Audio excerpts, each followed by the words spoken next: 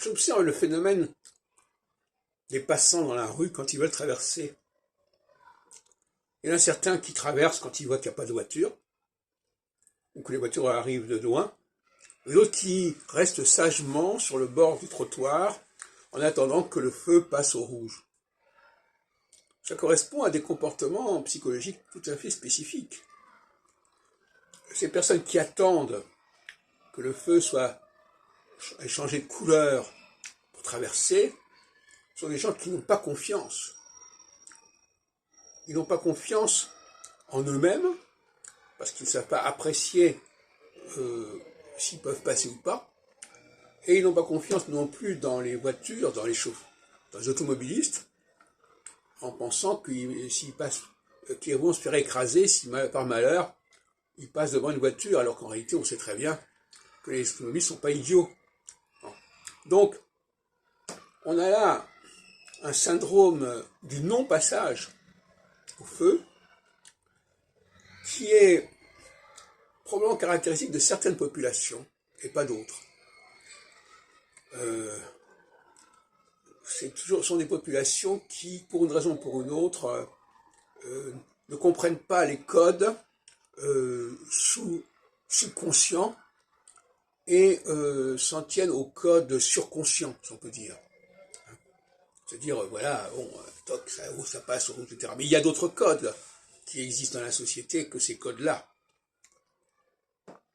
On peut négocier par un geste avec un automobiliste qui arrive, dans un sens comme dans l'autre. L'automobiliste peut vous faire un geste aussi. Et ça me fait penser aussi aux personnes qui parlent le français en restant très collées à l'écrit. C'est-à-dire, voilà, si c'est écrit, il faut prononcer les mots. Et ça, c'est aussi un comportement étrange et étranger, je dirais même. Parce que on a une certaine liberté.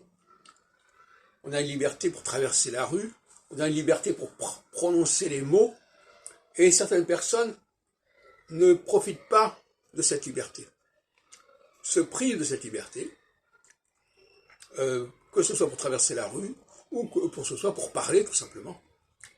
Et ce sont des gens qui n'ont probablement pas été baignés dans l'inconscient collectif, je dirais, qui ne sont pas à leur aise dans le rapport spontané entre les gens. Par exemple, il est clair que si je ne prononce pas correctement un mot, on peut penser que la personne en face de moi va quand même le comprendre. Et donc, je n'ai pas besoin forcément de mettre les points sur les i, voyez-vous. Donc, moi, je pense que dans beaucoup de cas, il y a des comportements qui sont des comportements de défiance. Je ne sais pas si la personne ne va pas m'écraser avec sa voiture. Je ne sais pas si les gens vont comprendre ce que je vais dire, alors qu'on parle une certaine langue et que les gens, un, comprennent cette langue, et deux, savent à peu près de quoi je vais parler. Donc, il y a là une sorte de crispation qui, à mon avis, doit être analysée sociologiquement, parce qu'elle correspond à des parcours familiaux, notamment, problématiques et typiques.